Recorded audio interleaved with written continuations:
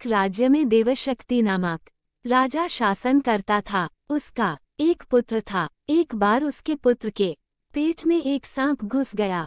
वो वहीं अपना बिल बनाकर बैठ गया। पेट में बैठे सांप के कारण राजपुत्र का स्वास्थ्य दिन पर दिन गिरता जा रहा था, किंतु वो अपने पेट के भीतर सांप होने की बात से अनभिज्ञ था। उसने कई वैद्यों का परामर्श लिया और उनसे उपचार करवाया। वैद्यों ने राजपुत्र को विभिन्न प्रकार की औषधियां प्रदान की, किंतु सब प्रभावहीन रही और राजपुत्र के स्वास्थ्य में कोई सुधार नहीं हुआ। गिरते स्वास्थ्य के कारण राजपुत्र निराशा से घिर गया। अंततः उसने राजमहल और राजकीय जीवन त्यागकर अन्यत्र चले जाने का निर्णय लिया। अपने पिता के आज्ञा लेकर लंबी यात्रा कर वह अपने राज्य से अत्यंत दूर स्थित एक प्रदेश पहुंचा और वहां एक मंदिर में भिखारी का जीवन यापन करने लगा। जिस प्रदेश को उसने अपना बसेरा बनाया था, उस देश के राजा का नाम बलि था। उसकी 2 युवा पुत्रियां थीं।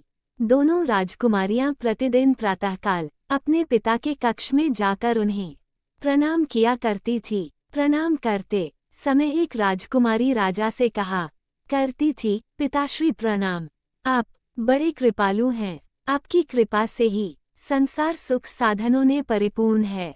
ये वचन सुनकर राजा की प्रसन्नता की कोई सीमा नहीं रहती थी। दूसरी राजकुमारी राजा से कहा करती थी, पिताश्री प्रणाम, जो जैसा कर्म करेगा वो वैसा ही फल पाएगा। ईश्वर आपको आपके कर्मों का फल प्रदान करे। ये वचन सुनकर राजा के क्रोध की कोई सीमा नहीं रहती थी। एक दिन राजा दूसरी राजकुमारी के प्रति अपने क्रोधावेश पर नियंत्रण नहीं रख पाया। उसने तत्काल मंत्री को बुलाया और उसे आदेश दिया, मंत्री, ये कन्या सदा कटु वचन ही कहती है। इसे कहीं दूर ले जाओ और किसी निर्धन परदेशी को सौंप दो। वहां निर्धनता में यह अपने कर्मों का फल भोगेगी। राजा की आज्ञा मानकर मंत्री ने उस राजकुमारी का विवाह मंदिर में भिखारी के रूप में रह रहे राजपुत्र से कर दिया। राजकुमारी उसके राजपुत्र होने की बात से अनभिज्ञ थी।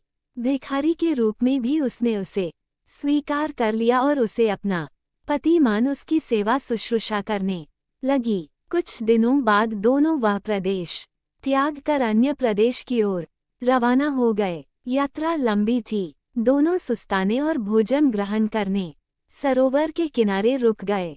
अस्वस्थ राजपुत्र थक चुका था।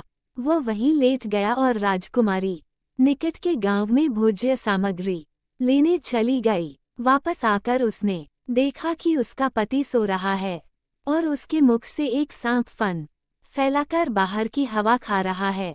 पास ही एक दूसरे सांप का बिल है। वो सांप भी फन फैलाए बैठा है और दोनों वार्तालाप कर रहे हैं।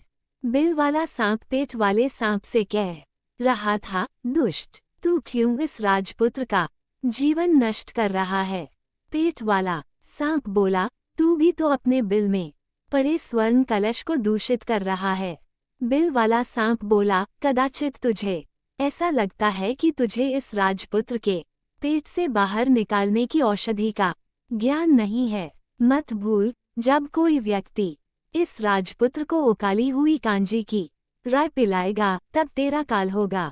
पेट वाला सांप बोला, तेरे बिल में भी तो गर्म तेल डालकर कोई भी तेरा नाश कर सकता है।